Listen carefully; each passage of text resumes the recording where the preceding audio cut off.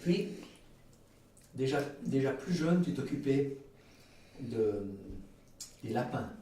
C'est-à-dire Ça a commencé à le quel âge? jardin, oh les lapins, j'avais 10-12 ans, tout petit. Parce que ton Parce papa que en mère faisait avait déjà. des lapins. Oui, puis Mais est-ce que en 10 ans, la guerre, on était Est-ce que contents ton d'avoir des papa lapins. avait déjà des lapins? Non, pas du tout.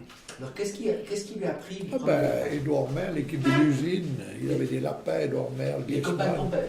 ceux qui travaillaient avec papa. Puis un beau jour, ils se sont dit pourquoi pas avoir un clapet. Tout le monde était content pendant la guerre d'avoir de la viande. Ouais. Alors un beau jour, on a les Calmagnons de la Loye, justement. Mais c'était un projet de ton père. Ah, c'était un projet de mon père, puis moi Voilà. j'étais suivre.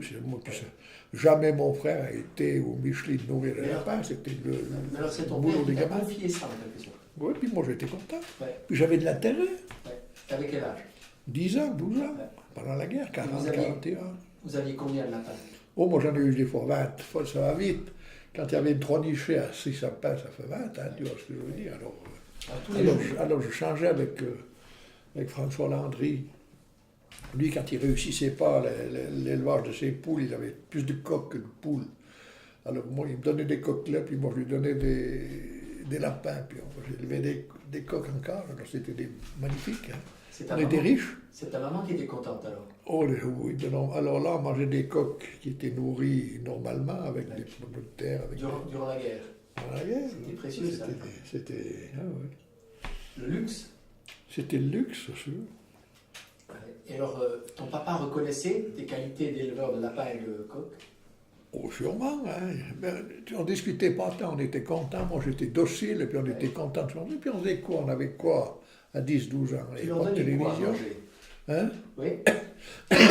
Au lapin. Ouais. On avait les pommes arides, alors toutes les petites pommes on les prenait puisqu'on donnait au lapin. Les restes du pain sec, on avait des pommes de terre, un peu de son. J'achetais pas tant parce qu'il n'y avait pas tant d'argent. Quand on pouvait acheter quelques kilos de son, c'était déjà quelque chose. Hein. Donc, il Puis alors mangeait. l'herbe, on allait au Dents de Lyon tous les jours. Et puis l'hiver? Hein.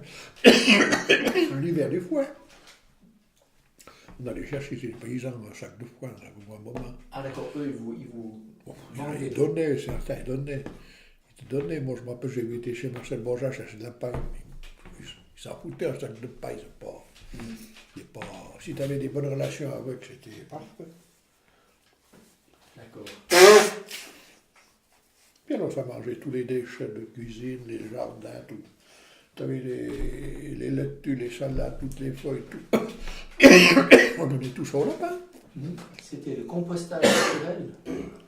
C'était au moins utile. Et puis je dis bien, pendant la guerre, l'économie de guerre, c'était important et rien se perdait. Hein. Ouais. D'abord, ils n'avaient pas tant les moyens. Ça, c'était une chose. Puis en plus, il n'y avait pas beaucoup de produits et le rationnement, il y avait... C'est à cette époque que tu as fait de l'agriculture sur des terrains de foot. Alors ça, c'était le plan Valenne, alors quand je conduisais les chevaux, puisque le plan Valenne a exigé qu'il n'y ait plus de terrain de football, plus de terrain de sport. Alors on a ronqué, on a tourné, on dit ronqué, parce que c'était profond, ça ne va pas trop. Alors on mettait 3 chevaux devant la charrue, il n'y avait pas de tracteur. Alors moi j'ai tourné le terrain de football là-bas. Mais moi je conduisais les chevaux, c'était Maurice Pignard, Robert Fournier, Pierre Albéric qui était derrière. Alors, tourner. Mais toutes les propriétés étaient tournées. C'était quelque chose de triste que de tourner un terrain de Non. football, non? On ne réfléchissait pas, Il c'était le boulot. n'y avait plus de footballeurs d'ailleurs. Non, pendant Ils la étaient guerre, tous l'équipe mobilisés. était au service militaire, alors il n'y avait pas tant de clubs, je ne me rappelle plus ça. Mais le terrain de football, il ressemblait plutôt à un champ. C'était après. Voilà. À ce moment-là, c'était après. Ouais. Ils tondaient le gazon de temps en temps, c'était pas des gazons comme maintenant, c'était un terrain. Il fauchait le gazon. Fauché. Ouais. On avait fait une escargotière, on faisait l'élevage d'escargots. Et on était content de manger des escargots, mais c'est comme ça. Hein. Toujours durant la guerre. Ça, c'était toujours en 40, toujours en 45. Et toi, tu en as mangé de ces égards. Oh, les escargots, on avait mangé beaucoup. À ce moment-là, c'était pas comme maintenant où tu ramasses des escargots toute l'année et puis tu les fais. Non, on attendait dans l'escargotière, l'escargot se bouchait, donc il d'obturer la coquille. Ouais. Et c'est seulement à ce moment-là qu'on les prenait, Ouais. et puis qu'on pouvait les... Parce qu'elles avaient plus mangé, c'était meilleur. Alors on allait contrôler dans l'escargotière, c'était comme une opercule. Ah oui. On allait ramasser les escargots. Alors l'été, on ramassait les escargots, puis on allait mettre dans l'escargotière, c'était au fond un grand cadre, des planches, et puis un treillis dessus pour porter l'escargot. Puis là-dedans, on allait mettre des feuilles de salade, on allait mettre de l'herbe, l'escargot il vivait là-dedans. Puis il se reproduisait là, quoi. Et puis vous les mangez Puis l'automne, on les bouffait. l'automne. Oui, quand c'était operculé, c'est quand le froid arrivait que les escargots se rendent par leurs coquilles et... Oui. Vous les vendiez ou vous les mangez ça? Non, nous, on ne vendait pas. Donc vous les mangez pour vous? Nous, on les mangeait pour nous. En famille? Oui. Donc vous étiez déjà des gastronomes? Ou gastronome, disons. Je ne sais pas si c'est de la gastronomie, c'était, disons, au fond, d'économie rurale, tu mangeais ce que tu avais. Hein. C'est comme ça. Mais Hein. vous les prépariez bien, ces escargots? Ah oui, mais ça, je pense que les recettes se disaient, d'abord, c'est pas compliqué. Hein. Ouais. Il faut du beurre et du persil. C'est du beurre et du persil. Hein. Et puis pour nettoyer la barbe d'escargot, c'était l'ortie. Ah bon. Tu mettais les escargots dans une marmite, donc tu laissais 2 jours sans manger pour que je dégorge un peu. Après, tu mettais dans l'eau, tu les cuisais, puis tu mettais dedans des orties. Et l'acidité de l'ortie faisait que ça suçait toute l'écume, tous les escargots sortaient. Tip top, c'était prêt après pour. Oui. C'était bon?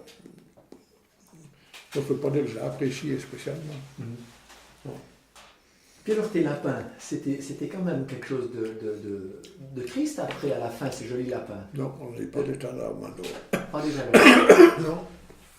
Je ne me suis jamais attaché à ces bêtes. Mais alors, maman faisait, quand on avait un lapin, assez gros, maintenant il était plus petit. Hein. Alors la moitié c'était le civet, Ouais. on mettait ça à la carte, c'était délicieux, puis le reste c'était rôti. Hein. Mais c'était délicieux. C'était hein. bon. On, Ouais. on était riches. Hein. Et qui tuait le lapin? Ah, ça.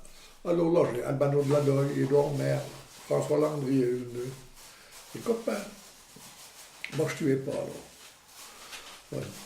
Quand il tuait le lapin, tu as assisté à ça? Non.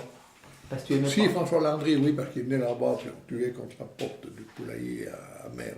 Comment vous faisiez ça? C'est-à-dire, il tuait le lapin, coup de bâton à la tête, puis après, il enlevait la peau, c'est bon. Ouais. Non, mais j'ai jamais été attaché à ces bêtes, ça ne m'a rien fait. En tout cas, je n'ai pas de souvenir d'avoir. On regardait, c'était normal de tuer un coq, c'est comme ça, alors. Bon. Ouais. La vie était comme ça. Ouais. C'est pas. Les châtaignes, elles avaient une importance dans l'économie. Alors c'est bien de parler des châtaignes. Ça, j'ai noté aussi là, parce que les châtaignes, c'était important dans l'économie. La commune des châtaigniers de l'usine, là-bas au fond, le dimanche, l'automne, quand les châtaignes étaient prêts, sur le balcon des cafés de l'hôtel des Gorges du Trien, la commune misait les châtaigniers. Alors il y avait des numéros sur les châtaigniers. C'était la bagarre, parce qu'on allait ramasser en douce, puis pourquoi, enfin c'était comme ça. Et puis ça louait 5 francs, 10 francs, l'arbre, c'est joli. Hein. Alors tu pouvais acheter les produits, les châtaignes qui tombaient de tel arbre. On achetait l'arbre, Ouais. on pouvait cueillir l'arbre, Ouais. alors il ne fallait pas que le voisin vienne. Hein. Ouais. Alors nous les gamins, on allait tout le temps en douce, Ouais. avec des perches, on ramassait, on s'en foutait de ça, hein. Ouais. C'était un peu de la rigolade. Hein. Mais ceux qui avaient un peu de famille puis qui misaient un arbre, ils étaient présents, ils allaient là au moment avec des perches pour ramasser. Hein. Ouais. Ils comptaient là-dessus pour... C'est-à-dire que c'était quand même une culture ouvrière, la châtaigne, c'était important, hein, malgré tout. Hein. On disait aussi que c'était le pain du pauvre, la châtaigne, Oui, à l'époque. on disait, oui. Par exemple, en Ardèche, c'est pas du pauvre, hein, puis on faisait de la farine de châtaigne, des soupes de châtaigne. Qu'est-ce que vous faisiez de ces châtaignes? Nous, uniquement, alors, cuit à l'eau, et on mangeait ça avec du café. Cuit à l'eau avec du café. Et c'était délicieux. Ouais. Et il n'y avait pas de beurre, on en avait ou très peu. Et puis on risolait peu, on avait aussi des fois des poils percés, puis on risolait, mais il n'y avait même pas de fromage. on mangeait Donc comme ça. vous faisiez peu de brisolés. Alors si on faisait des brisolés comme ça, après on prenait, puis à l'école on mangeait à la récréation, une poignée dans la poche. C'était comme ça, là. Hein. On allait à l'école avec une pomme ou avec une poignée de châtaigne, c'était comme ça. Je dis tout comptait à ce moment-là, c'était important. Hein. Je me rappelle toujours de l'importance du cordonnier pour les souiller, pour réparer. Ah, maintenant, là, c'est beaucoup plus simple.